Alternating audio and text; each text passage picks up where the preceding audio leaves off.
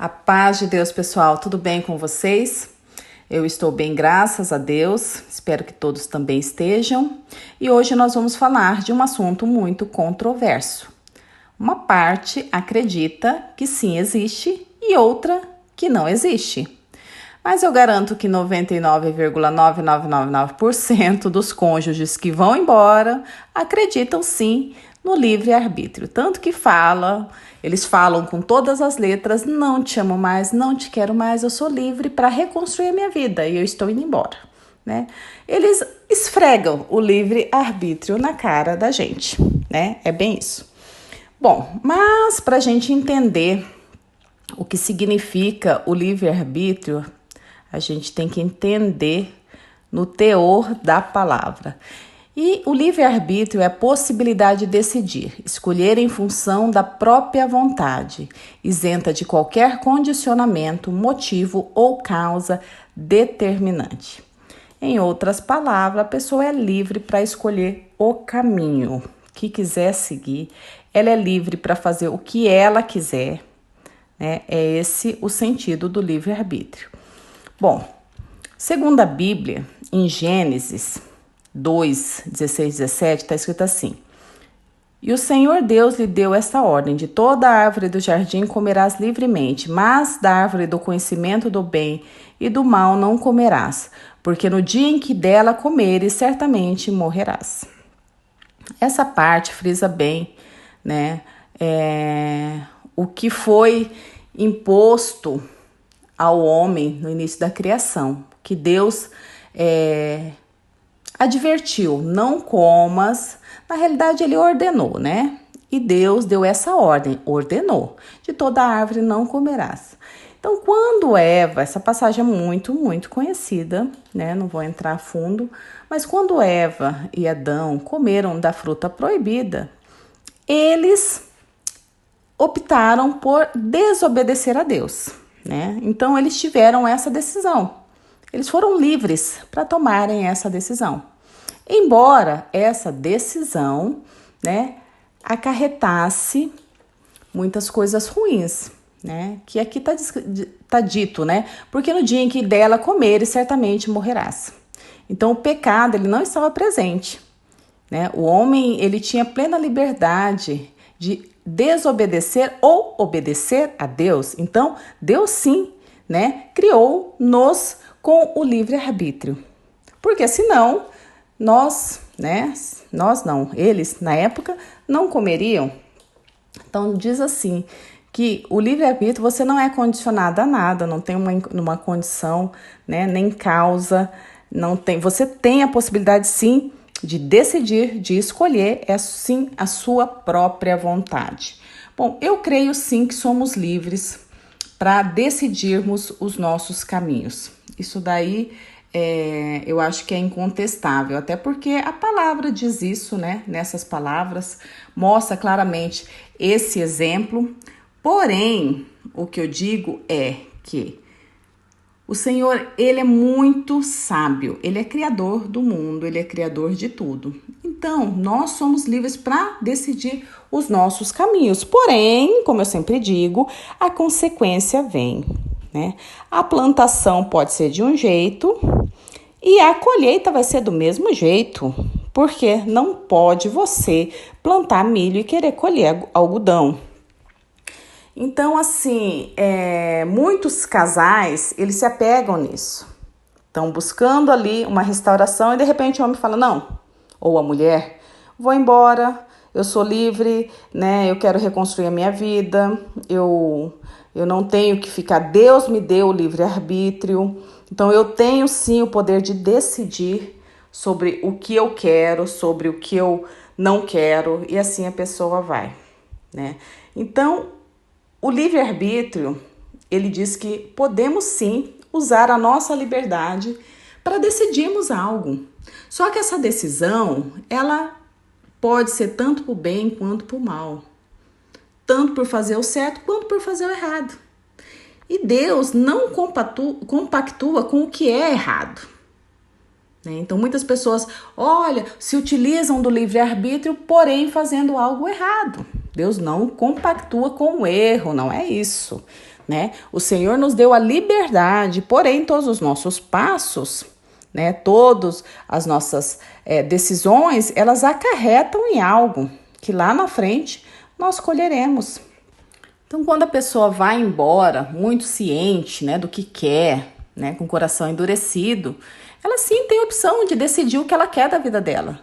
Né? Só que eu vejo muitas pessoas desacreditadas, falando, não, mas tem a questão do livre-arbítrio, né? Deus não vai forçar. Não, Deus não força. Porque se fosse assim, Deus forçaria, né, Eva e Adão a não comerem do fruto proibido. Deus não força, Deus não coage. Porém, há situações que acontecem que Deus vai sim transformando e mudando o coração, né? Deus amolece um coração endurecido, sim. Eu vou contar uma história aqui. Inclusive, tem até um áudio dela aqui no canal, da Rose. Tá até escrito livre-arbítrio. Se vocês puderem depois escutar, eu vou deixar depois um link, né, no final desse áudio, para vocês assistirem depois. E ela conta, né? Ela fala assim do livre-arbítrio e ela viveu uma vida totalmente desregrada. Os pais crentes, né? E ela foi pro mundão, né?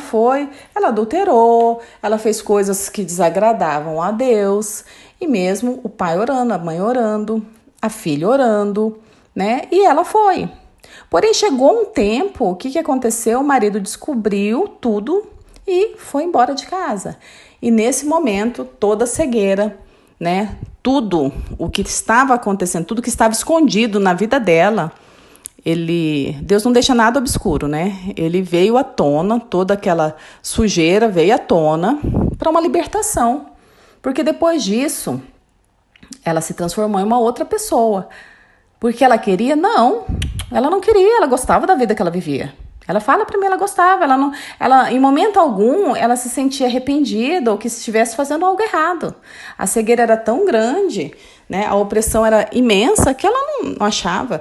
E ela tinha sim o livre-arbítrio, ela estava livre, não havia nada que impedisse dela fazer as coisas que ela fazia. Tanto é, uma mulher casada, com filhos, deixava a filha em casa e ia para o mundão, né? Sempre com a desculpa que estava trabalhando em outra cidade, e lá ela fazia, né? Tinha seus encontros obscuros e tal. Então, quando o marido foi embora, ela caiu em si, ela começou desesperadamente buscar a Deus. Ela se envergonhou naquele momento. Aquela situação, a separação fez com que ela visse a situação dela como uma situação suja, terrível. Ela fala, ela tem vergonha. Hoje ela tem vergonha. Né? Então, assim, Deus criou uma situação, né, para que ela viesse a se arrepender. Porque tinha muita oração, gente. Né? Tinha muita oração em cima da vida dela.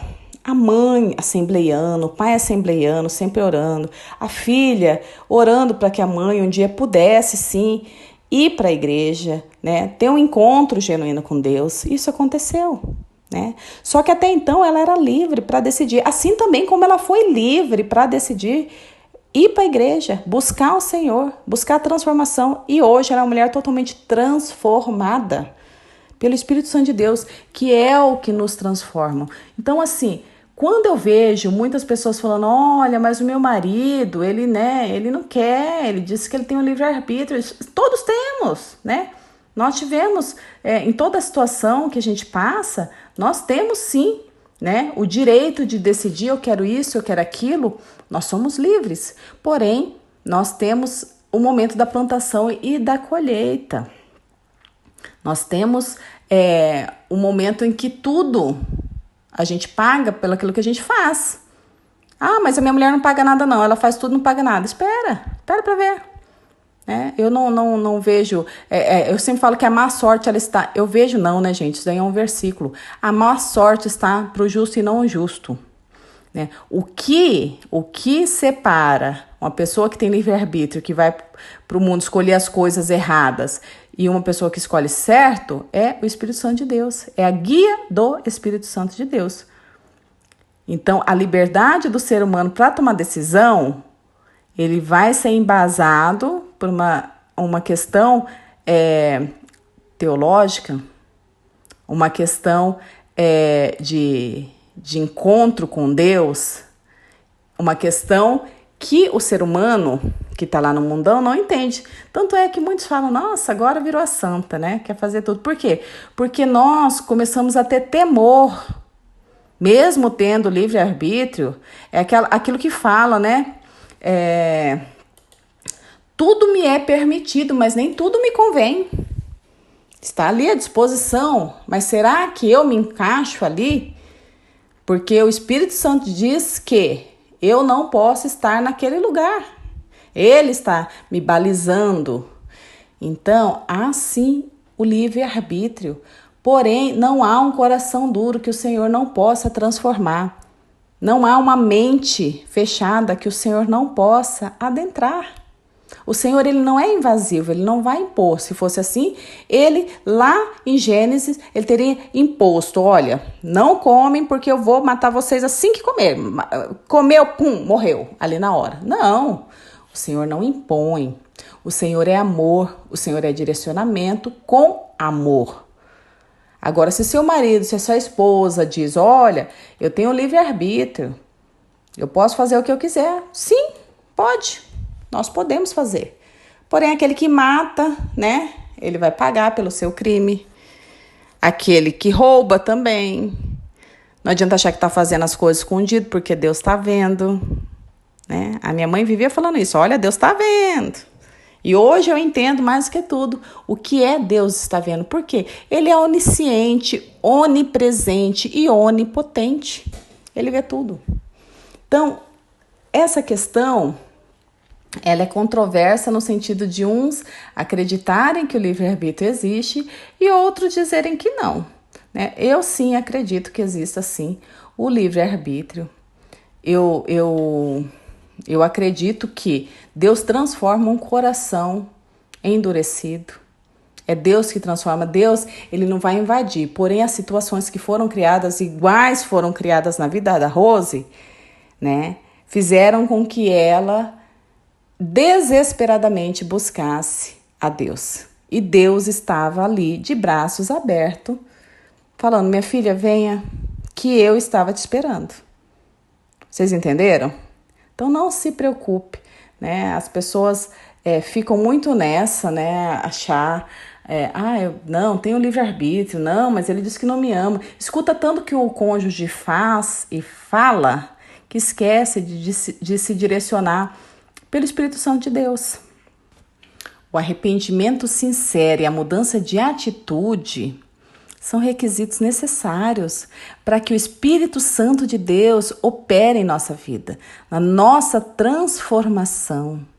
Né? Porque quando nós estamos arrependidos, com o coração ali contrito, a gente consegue escutar a voz de Deus. A gente consegue escutar a voz do Espírito Santo de Deus em obediência, em santificação. Então, o livre-arbítrio existe sim, a pessoa vai escolher o que ela vai fazer, se é mal, se é bem, né? Existe sim, Deus nos deu o livre-arbítrio, porém não significa que as nossas escolhas de hoje, né, Deus não pode intervir de alguma maneira, criando situações, né? Eu sempre falo que nós somos livres sim, mas em qualquer aperto, a primeira coisa que a gente procura é buscar Deus. Até o que não é crente, ele faz isso. Quando ele se vê sem saída, quando a vida, né, parece que já não tem mais aquela graça, as aventuras já não são as mesmas, o amor que ele dizia ter pela outra, ou né, ela pelo outro já não é o mesmo, é tudo um engano. E aí o que ela faz? Busca o Senhor. Aquela tão famosa liberdade, o viver a vida, ele se torna tão banal, sabe? Eu conheço pessoas, só fui viver lá, um mundão mesmo.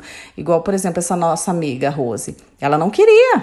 Você acha que ela queria parar com o que ela fazia? Não, porque na cabeça dela era normal. Ela falava que não tinha culpa de nada. Mas o que aconteceu? Aconteceu que o esposo descobriu, a vida dela se transformou de uma hora para outra. Ela caiu, né, de uma altura imensa de prédio, esborrachou a cara no chão e aí ela acordou. E aí ela teve que correr atrás do prejuízo. E ela se voltou a Deus, se transformou, né? Hoje ela é uma pessoa com conselhos maravilhosos, uma pessoa transformada, que ela, não vou dizer que ela busca a restauração do casamento, porque ela sim foi restaurada, mas para ela hoje, o que Deus fizer na vida dela está feito, que o melhor ele já fez, o plano de salvação ele já fez, a família que orou por ela teve sim as suas orações atendidas, né? Então, no caso, o casamento, a restauração seria apenas a cereja do bolo. Tenho outras pessoas também que conheci que estavam totalmente, né, no mundo, fazendo tudo errado. Chegou um momento que escutou a voz do Espírito Santo de Deus falando exatamente com a pessoa.